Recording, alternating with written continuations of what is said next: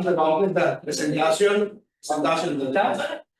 Este es un caso que tuvimos en Juego Civil Veritas, donde yo desempeño el periodo de autorización, porque pasó. Pero primero, en el caso me parece que sería bueno hacer un poco de historia brevemente del contexto, que sirve para entender muchas cosas.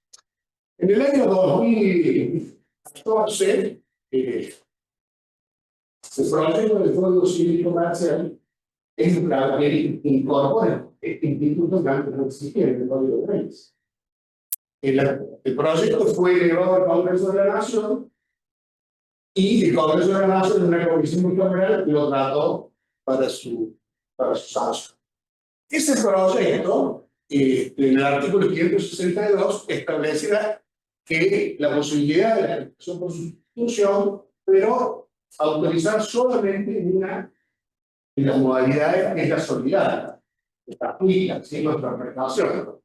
Y enumera allí una serie de requisitos que se exigían, que están allí en el artículo, entre los cuales está todo lo que mencionó la doctora, pero básicamente es que no haya en el inciso F, la gestante no tenga una retribución, que tenga capacidad, buena salud física, buena salud psíquica, y demás requisitos que enumeró la doctora. En la Comisión Bicameral, el Congreso de la Nación lo suprime. Presión de esa por los dilemas éticos y jurídicos que tiene la institución, decide suprimirlo del proyecto del Código Civil y después sancionado en eso. Sin embargo, la jurisprudencia, a pesar de que el Congreso de la Nación lo suprimió, empezó a proliferar fallos que los dijeron de manera jurisprudencial. Sustentando, eso fue desde el año 2013, que fue el primer fallo de sustitución, hasta el año 2024. Donde eliminó que es un fallo de la Corte que vino a avanzar un límite o un punto de inflexión. Desde el 2013 hasta el 2014 hay más de 82 casos de jurisprudencia admitiendo la gestación subrogada del largo y del ancho del país. Y ¿cuál era el argumento de todo esto fallo? ¿Cuál es el argumento de todo esto fallo? Sí, el Código Civil Comercial no dice nada, no lo autoriza, pero tampoco lo prohíbe. Entonces, conforme al artículo 19 de la Constitución Nacional, si no está prohibido, todo lo que no está prohibido está permitido. Y además, haciendo hincapié en los derechos humanos, ¿Se puede ir más de aquel lado para aquel lado? Sí, para la gente, por la gente. No, si quieres nada, ahí se la. Bueno. Pero ahí para que lo puedan la gente. Sí. Bueno, es decir que el argumento jurídico de todos estos fallos es el artículo 19, que los derechos humanos de los gestantes, haciendo hincapié en la edición de los gestantes, el derecho humano a formar una familia, el derecho humano a utilizar los avances científicos, el derecho humano a la privacidad, y en base a esos empezaron a proliferar las sentencias, que como les digo son más de 82 casos. Sin embargo, en el año 2017, hasta el 2024, comienza a tomar otro cariz de la práctica. Empieza a cambiar el perfil porque empiezan a detectarse casos, ya no de manera solidaria, por una cuestión de un pariente, un amigo, sino lo que vemos es que hay una suma de dinero detrás de la industria que empieza a crecer, buscando mujeres gestantes para proveer a padres comitentes que empiezan a venir desde el extranjero. Yo ahí les pongo que hay algunas cuestiones que favorecieron el contexto internacional y favorecieron. No podemos dejarlo de verlo. Los principales proveedores del mundo de esta industria de la gestación eran Ucrania, Estados Unidos, que tiene un precio dólares más alto, la India, Rusia y otros países. A raíz de la guerra de Ucrania se dificultó esta práctica de manera a nivel internacional. La India y Rusia cambian su legislación, lo vuelven restrictiva, para no permitir a extranjeros acceder. Y a partir del año 2017 se inclina esta industria internacional de la gestación por sustitución hacia la Argentina. ¿Sí? Y en el año 2017, por casualidad, o no lo sabemos, aparece una medida cautelar, un proceso colectivo que fue iniciado en el año 2017. Pero acá les pongo nueva realidad, nuevas circunstancias que no pueden ser soslayadas. 2014, guerra de Ucrania, que afecta esto que les decía. India y Rusia adoptan legislaciones restrictivas.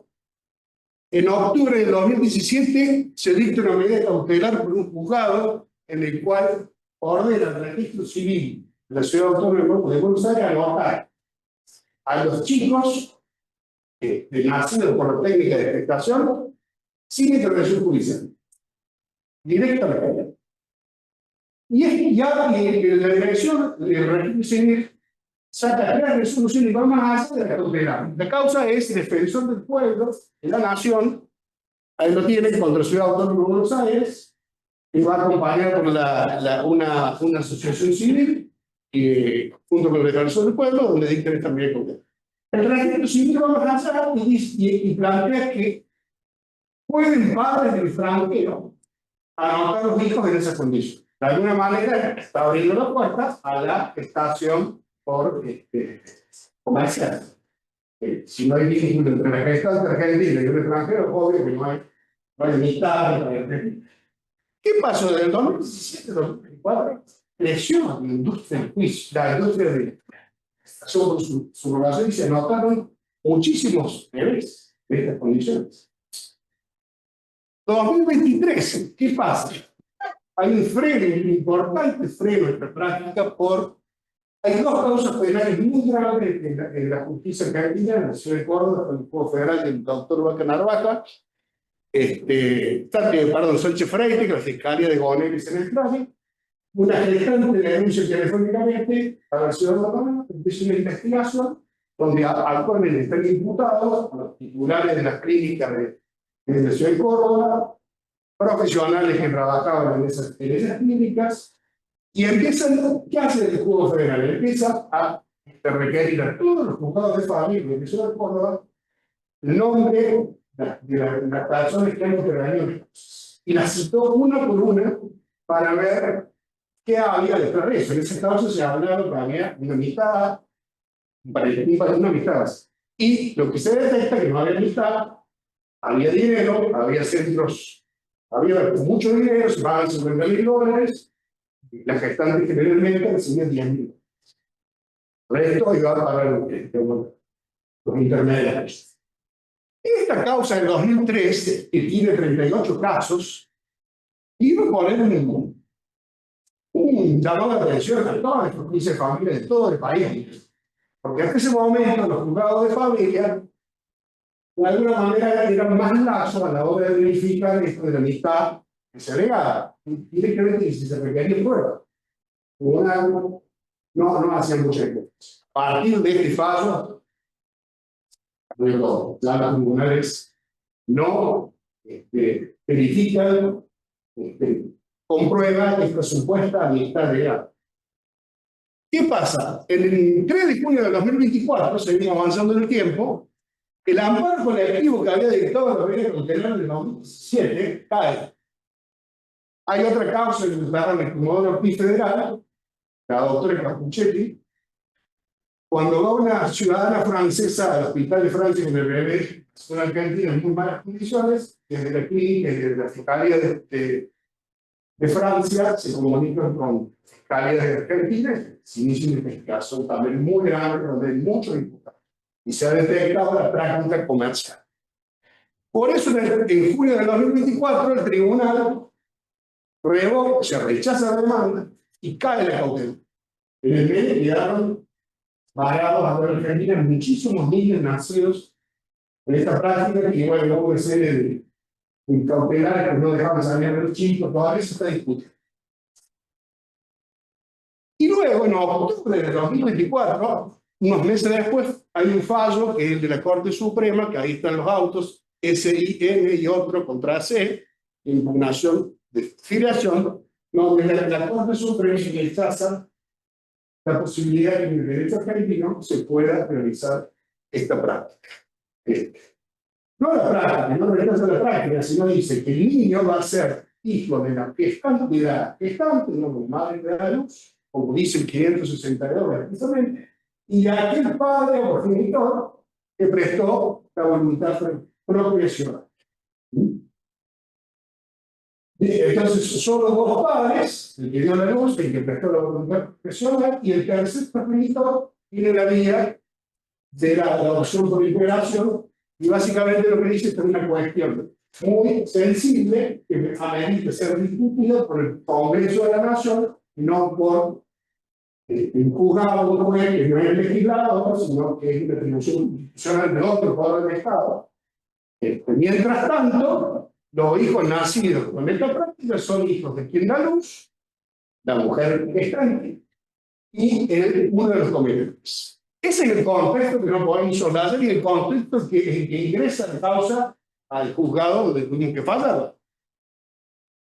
En el medio tenemos hace unos meses el caso del niño abandonado por una mujer francesa, el sanatorio de Allende, donde, bueno, sale a la luz para sentencia publicada el reportaje que es muy interesante leerla, porque todo esto que estamos hablando está ahí, sale a la luz, cuánto se pagó, quién fue el intermediario, por qué la mujer gestante dice no retira el niño, no era únicamente porque el niño tenía discapacidad, sino porque la cautelar había caído. Ya no la podía escribir a su nombre. La cautelar que había permitido que ella haga ese negocio o esta práctica. Es muy interesante, eso lo pongo acá para que me vean ir, porque refleja todo lo que veníamos mencionar. El caso que tenemos en el juzgado, que hoy les traje para que lo vean, lo analicemos, está por sus siglas, son un matrimonio que inicia una acción declarativa de certeza o de autorización, no está muy claro cómo lo inician, y lo inician desde el 2024, justo cuando la Corte falla, rechazando la posibilidad de esta práctica del derecho argentino.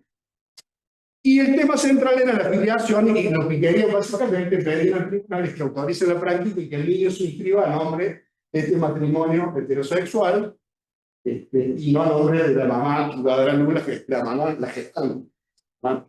Lo que estamos discutiendo.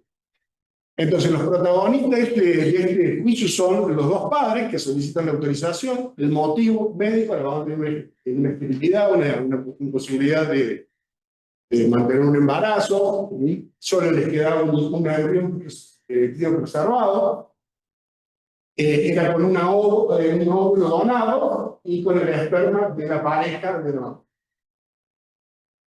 Y plantean a Romina como la amiga del barrio que estaba de acuerdo que firma la demanda, se ofrece como la gestante por ser amiga.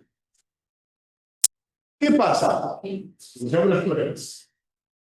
Yo ordeno hacer pericia médica, el médico forense, para ver si la gestante tenía capacidad de gestar, salud, dijo que no había ningún problema, tenía la capacidad, la salud.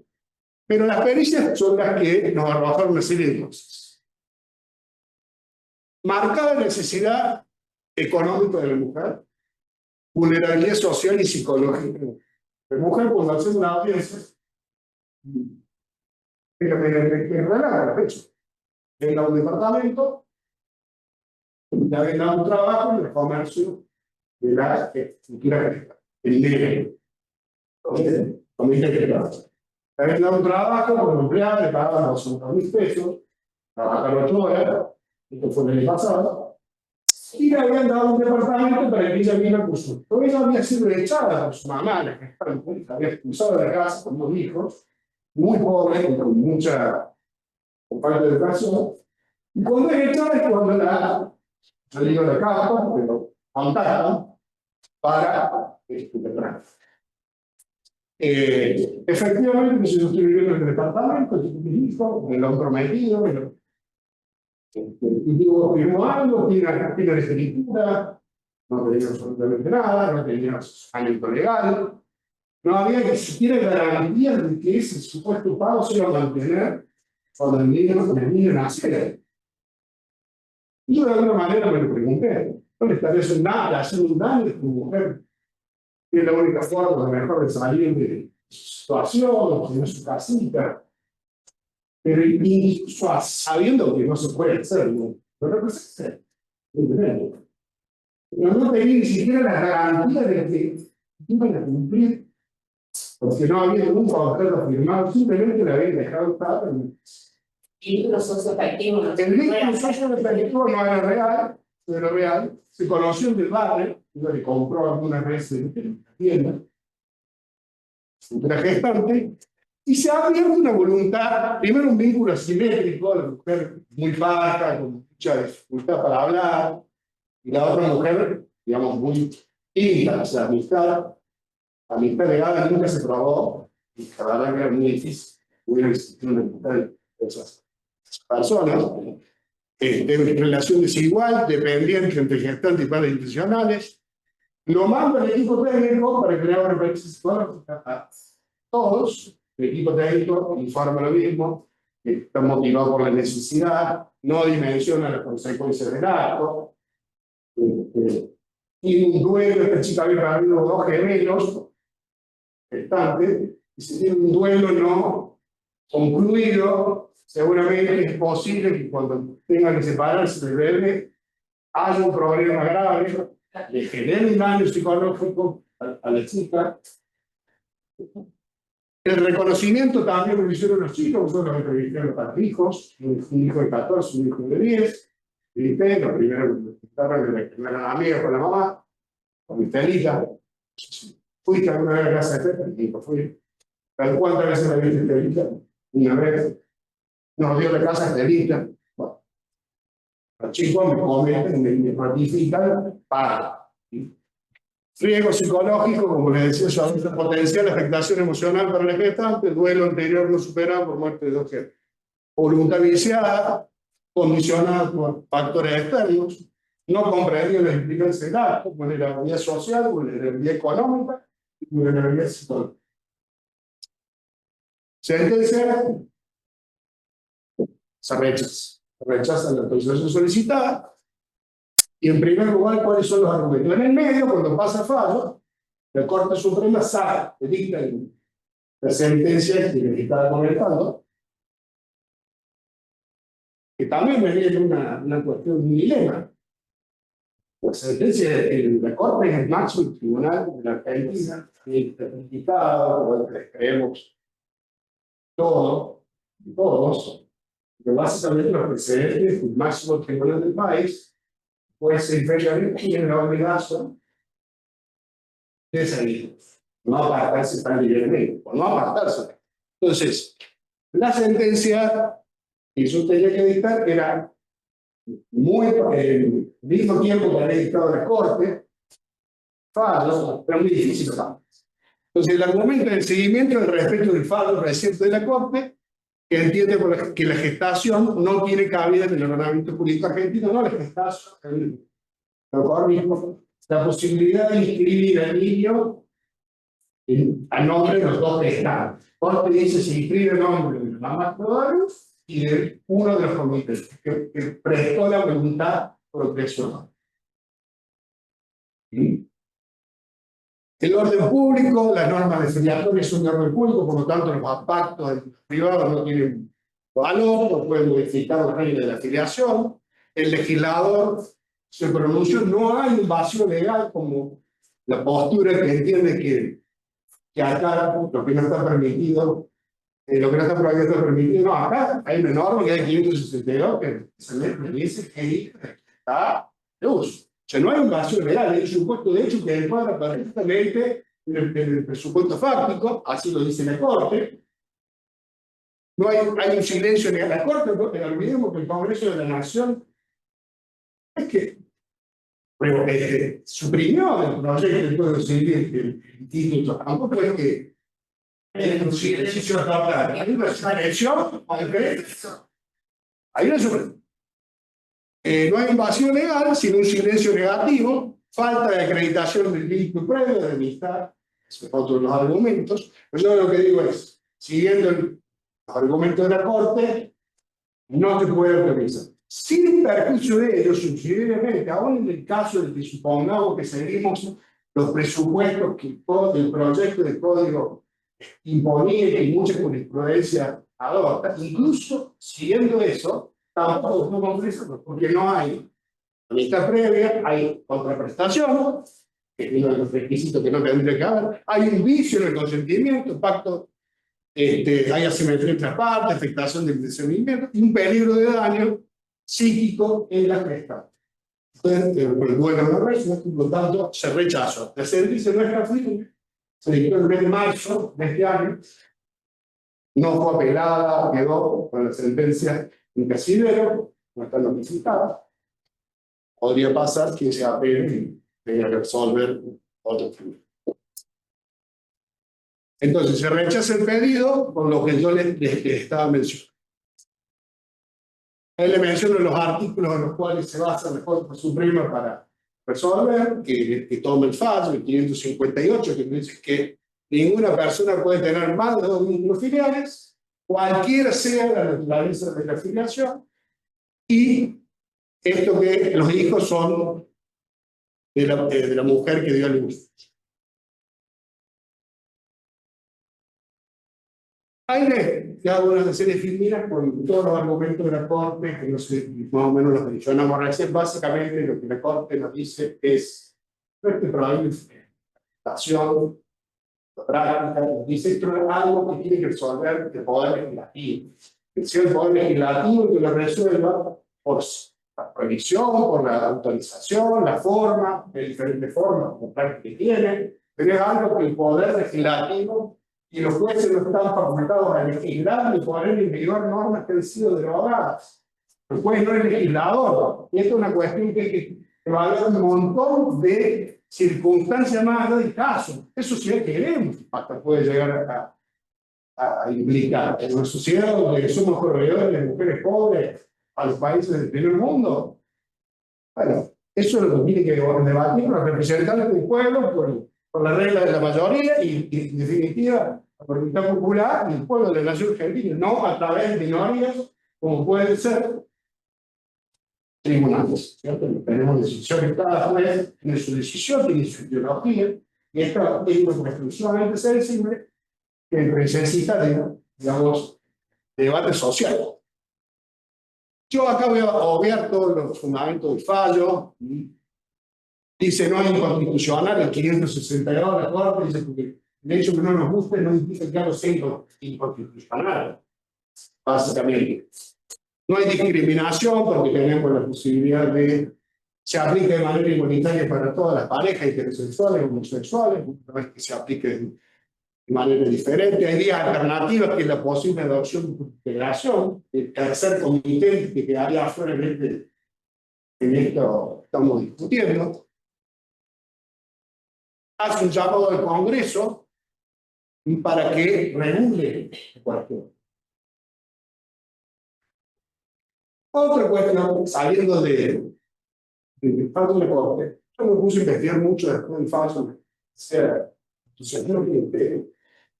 La realidad es que en el mundo,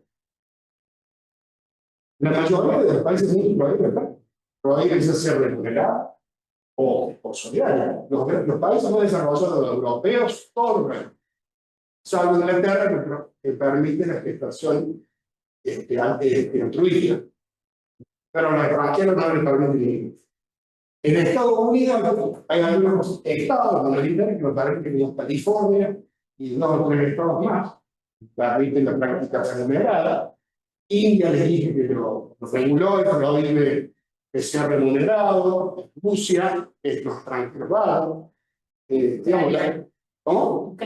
Ucrania, que tiene una regulación que permite que sea pago, pero exige que sean heterosexuales y casados. Esa es la particularidad que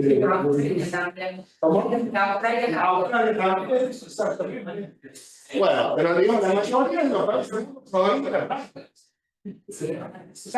Como que se escribió la Corte Interamericana En el caso Arturillo, no me acuerdo bien, no se traduce sobre el tema, habla de los derechos reproductivos, se podría usar para pensar que si el Estado no habla.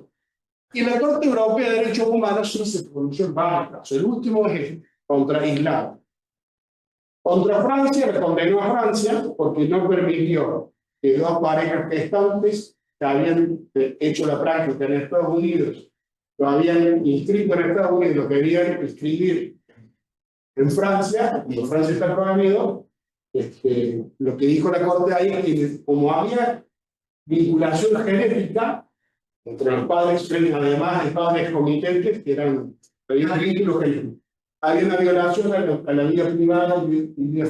Pero en este caso, que son dos mujeres que fueron a California, que no habían aportado ninguna de los dos, ni óvulo, ni donación, ni esperma donado. Cuando quieren inscribirlo en Islandia, se lo deniegan y van a la Corte Interamericana. La Corte dice no hay ninguna violación a los derechos, porque no hay un vínculo genético, no hay violación a ninguno de los derechos humanos. O sea, como una adopción. Perdón, la sentencia del Tribunal Europeo de Derechos Humanos, creo que hay un gran límite por el marco de compensación nacional. Entonces, las posturas que adopta el Tribunal Europeo de Derechos Humanos respecto de las legislaciones del Estado que forman parte del Convenio Europeo de Derechos Humanos no avanzan sobre determinadas legislaciones, hasta tanto no existe un consenso o una uniformidad respecto, tenemos que permita decir, este derecho es un derecho universal y todas las legislaciones tienen que regularlo de igual manera. Pasó con el consentimiento de los progenitores biológicos con respecto a la adopción y la adopción por personas homosexuales. Tampoco el Tribunal Europeo de Derechos Humanos decía, países que no regulan la adopción de personas del mismo sexo no vulneran la Convención Europea de Derechos Humanos porque se reconoce cierta autonomía para regular de una manera o de otra. Lo que quiero decir es que... Sí, no es pesado bien. No, claro, a la base del Tribunal Europeo de Derechos Humanos a partir de la fijación de estándares mínimos es muy poquita porque necesita un consenso casi unánime de todos los países miembros. Entonces, lo que dice ahí es que Islandia no viola Yo diría el Convenio Europeo en no regularlo, pero tampoco dice que los que lo regulan tienen que modificar su legislación. pero si hubiera una violación flagrante de los derechos humanos, me parece que no sabría pronunciar. Lo que pasa es, perdón, no, es que es muy poco el avance que tiene el Tribunal Europeo de Derechos Humanos porque al tener países con tanta diversidad, entonces, y países con creencias, ideologías, entonces es difícil que haga una premisa tan poderosa y elegida de esta manera, porque si no va a ir perdiendo adherentes. Pasos lo traigo simplemente a modo de para que lo tengan en cuenta, no significa que tenga que cerrado, ni mucho menos que se empieza. La gente tiene una referencia muy biologicista, para lo cual, en definitiva, si da lugar a la discriminación de los personas homosexuales, por el pensamiento, por todo el fundamento del montón de personas, en definitiva, el importe que tiene, no toda la situación, estamos superando, en definitiva, es igual. Es totalmente simplemente referencia a modo de No te estoy diciendo. no es que yo haga tampoco lo de la Corte Me Suprema, parece que tiene que ser peor esa postura, donde definitivamente dice primero, solamente que sean tus propios sangre, no importa si está nada, que todo es tu hijo. Después de que una visita para los homosexuales, Hay que vos también que de sangre y te acordás que esperábamos derecho a romano, viene de eso, no tienen una cuestión biológica. no, claro, lo que me parece más retrógrado todavía que decir no permitimos nada. Es el permitir cierto. Claro, sí. Miren, yo acá les traje todo sobre el valor de los precedentes, por ejemplo, de la foto. ¿Qué investigué yo? Desde el año pasado, se cumple un año, ayer se cumple un año del fallo de la Corte. Desde el año hasta hoy, no ha habido un fallo por gestación de sustitución de la República Argentina. No me dijo que sí. No me encontré En ningún. el simposio Se dijo que había ya varios casos. Yo no me en No sé, cuando ella dijo que se seguían haciendo las votaciones de constitución obras pagas. No me acuerdo. Ella dijo que ya había salido. No hay control, hay una sentencia de la Para Corte. dedicarme a de hecho, dando bajo el acuerdo de seguridad. Ahí Bueno, puede ser, yo digo, no importa, yo creo que es una combinación. Fallo de la Corte y de las causas penales de la justicia federal que están teniendo un peso importante. Y bueno, yo digo una en el hombro y le faltan 5 o 6.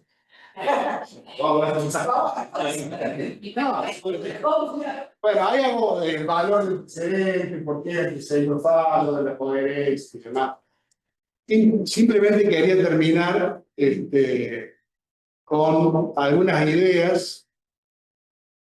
Bueno, acá están todos los argumentos en contra de la práctica.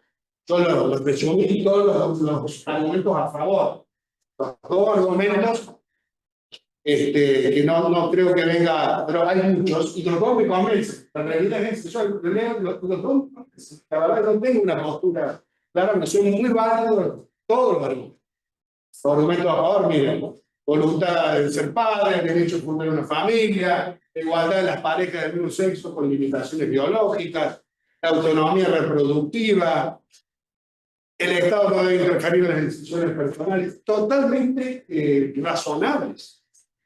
La protección del niño. Yo además hice un relevamiento de los daños digamos, que un embarazo, el riesgo del embarazo. Porque no es una cuestión menor. El embarazo no es algo menor. Yo creo que la mirada está bien puesta en los derechos de los gestantes. También la regulación que tiene que venir, estamos esperando eso, una ley, que seguramente la va a admitir a la práctica de manera solidaria, que me parece que era lo que es pacífico en la práctica. Pero tiene que poner también la mirada en la mujer gestante, que generalmente son vulnerables, y el niño por nacer. Entonces, bueno, acá están todos los daños los riesgos, ¿no es cierto?, que puede tener una mujer al gestar, daños adicionales en la gestación por sustitución, se aumentan los riesgos, que está comprobado. Y para terminar, son ideas interrogantes que yo me estoy preguntando a la hora de una futura regulación. Personalmente creo que una ley tendría que admitir la gestación solidaria en casos donde esté totalmente acreditado un parentesco, una amistad previa, que es lo que no va a realizar que no se trata de dinero. Pero bueno, tendría que haber una regulación de un montón de cuestiones que quedan en el aire. Por ejemplo, se me ocurrió, no digo que sea así, se podría fijar un régimen comunicacional para gestantes. ¿Es necesario el vínculo familiar o afectivo previo entre comitentes y gestantes? ¿Se debe acreditar fehacientemente? O sea, ¿tiene que haber prueba de eso en el expediente o es solo decirlo y vamos por adelante? ¿Puede interrumpir voluntariamente el embarazo? Sí. Tenemos una ley de verdad, pero en este caso hay una situación. ¿Se puede repetir la gestante? ¿Cuáles son los límites de la obligación y impuestos del gestante? ¿Cómo se llama? Muchas prácticas de comercio, de educación, imponen un montón de obligaciones alimentarias, actividad física, controles, imposibilidad de hacer un montón de cosas. ¿Hasta dónde son válidas? ¿Hasta dónde son exigibles? Si se incumplen, tener una responsabilidad civil de la gestante. Si el niño nace con un defecto. ¿Se pueden arrepentir los comitentes, como hizo esta mujer de Francia? ¿Qué pasa en el medio? Responde civilmente la gestante por daños causados a los comitentes o el niño por no cuidarse del embarazo. Realmente son mujeres pobres, con pocas prácticas de sanidad, a lo mejor. Si lo emitimos solidarios, mejor cambia la situación. Esto me parece bien claro. ¿Tiene el derecho el niño a conocer los orígenes, identidad de la gestante, acceso a una historia clínica, identidad biológica? O sea, saber que el óvulo o los gametos no son de los comités. ¿Tiene derecho a saber todo eso? ¿Cómo se asegura ese derecho?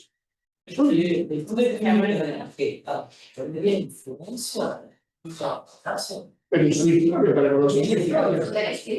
identidad, o sea, ¿cómo hacer Más allá de identidad financieros y tenemos acá una decisión de evidente el padre, la parte biológica y la gestante, o sea, el niño que el principal interesado no va a saber eso. Bueno, ¿qué requisito de tratador? No, porque quería comentar, me acuerdo de un caso, que lo pasé recién, cuando estaba investigando, creo que había sido en Tailandia, en donde, bueno, en una de las ecografías, el bebé gestante tenía síndrome de Down.